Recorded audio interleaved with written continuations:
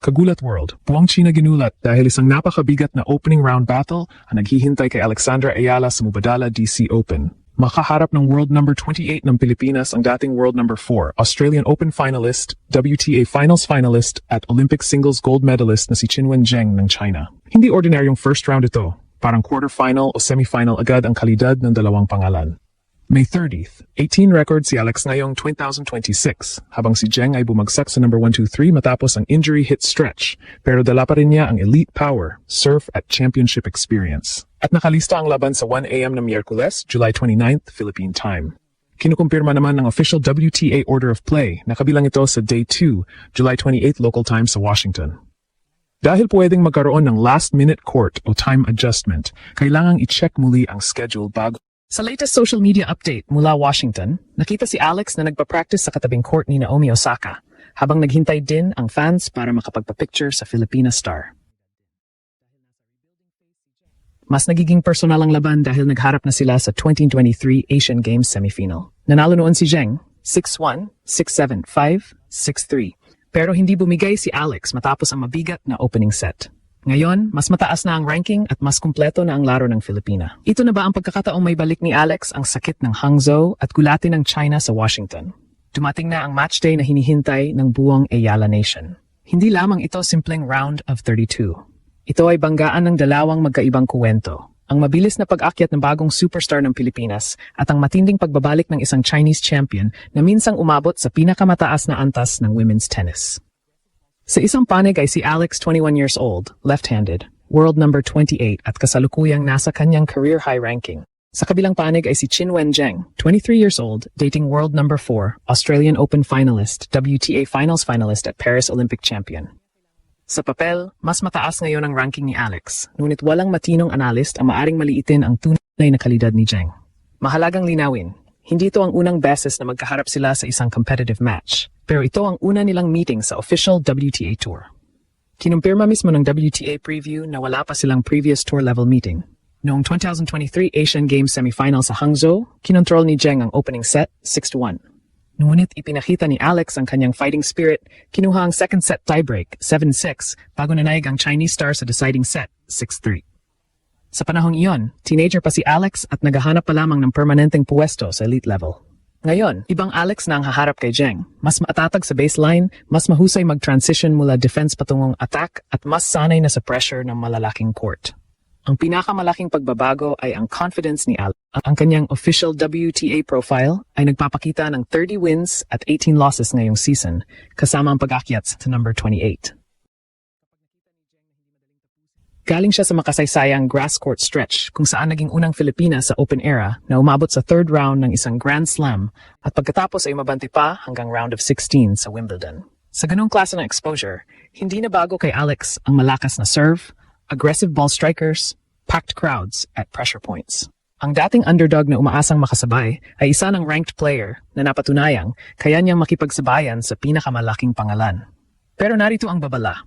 Delikado ang ranking ni Zheng dahil hindi nito buong ipinapakita ang kanyang tunay na ceiling. Nasa world number 1-2-3 siya ngayon at may 11th 11 record ngayong 2026. Ngunit ang malaking pagbaba ay konektado sa kanyang injury interruption. Sumailalim siya sa right elbow surgery noong July 2025 matapos ang persistent pain, nawala ng ilang buwan at naging mahirap ang kanyang pagbabalik. Nang bumalik siya sa Doha ngayong season, agad siyang nagpakawala ng 20 aces at 43 winners sa 3-set victory laban kay Sofia Kenin. Ibig sabihin, kahit hindi pa consistent ang kanyang katawan at rhythm, nananatiling world-class weapon ang kanyang serve. Ito ang unang tactical challenge ni Alex. Paano niya babasahin ang first serve ni Zheng? Kapag mataas ang first serve percentage ng Chinese star, pwedeng maging mabilis ang service games at mapipilitang protektahan ng husto ni Alex ang sariling serve. Ngunit may oportunidad din. Dahil nasa rebuilding phase si Zheng, posibleng hindi pa pantay ang kanyang teaming sa mahabang rallies. Kailangan pahabain ni Alex ang exchanges, gamitin ang left-handed angles at pilitin si Zheng na gumalaw ng paulit-ulit sa magkabilang sulok. Hindi niya kailangang makipagsabayan agad sa pure power. Mas mahalaga ang variation, depth at pagbabago ng pace. Isa pang susi ang second serve. Kapag umatake si Alex sa second serve ni Zheng at nakakuha ng maagang breakpoint opportunities, maaring pumasok ang doubt sa laro ng dating world number 4. Ngunit kailangang kontrolado ang aggression. Kapag maikli ang bola ni Alex, Kayang tapusin ni Zheng ang punto gamit ang kanyang forehand. Kapag naman sobrang passive, si Alex ang magiging target. Kaya ang ideal formula ay controlled aggression, malalim na return, maagang contact at pag-atake lamang kapag lumitaw ang tamang bola. May magandang signal din mula sa Washington. Sa latest update, nag-practice si Alex sa katabing court ni Naomi Osaka at nilapitan siya ng mga fans para sa pictures. Hindi lang ito celebrity moment. Ipinapakita nitong nakarating na siya ng maayos, nakapag-adjust sa venue at nakapaghanda bago ang laban. Nagdesisyon din si Alex na ituon muna ang kanyang lakas sa singles at hindi ituloy ang nakaplanong doubles partnership nila ni Venus Williams sa Washington. Ipinaliwanag niyang hindi niya kayang ibigay ang buong physical, mental at emotional commitment sa parehong singles at doubles ngayong unang tournament niya matapos ang Wimbledon. Mature decision yon, malinaw ang target, maging handa laban kay Zheng. Ngayon, pag-usapan natin ang tunay na pressure. Sa pangalan at accomplishments, si Zheng ang may mas malaking resume. Siya ang unang Chinese player na nanalo ng Olympic tennis singles gold. Ginawa niya iyon matapos talunin si Iga Swiatek sa semifinal bago talunin si Donna Vekic, 6-2, 6-3 sa Paris final. Nakarating din si Zheng sa Australian Open final at WTA Finals Championship match. Kapag bumalik ang kanyang peak level, isa siya sa pinakamalalakas na ball striker sa tour. Kaya hindi dapat malinlang ang fans sa number 1, 2, 3 ranking. Ang kalaban ni Alex ay hindi ordinaryong player sa labas ng top 100. Isa itong champion na naghahanap ng daan pabalik sa elite. Pero may pressure din kay Zheng. Siya ang tournament wildcard, siya ang dating top 5 player, at siya ang inaasahang manalo batay sa kanyang resume. Samantala, si Alex ang mas mataas ang kasalukuyang ranking at mas mainit ang momentum. Kapag nakakuha ang Filipina ng maagang break o nakuha ang opening set, maaring bumalik ang uncertainty na kasama ng injury comeback. Kinilala rin ng official WTA draw analysis na si Zheng ay patuloy pang nire-rebuild ang kanyang ranking habang bumabalik si Alex sa hard courts matapos ang malakas na grass season. Para kay Alex, napakahalaga ng opening 4 games. Hindi niya pwedeng ulitin ang 2023 Asian Games start na mabilis siyang naiwan sa first set. Kailangang iparamdam agad na ibang player na siya ngayon.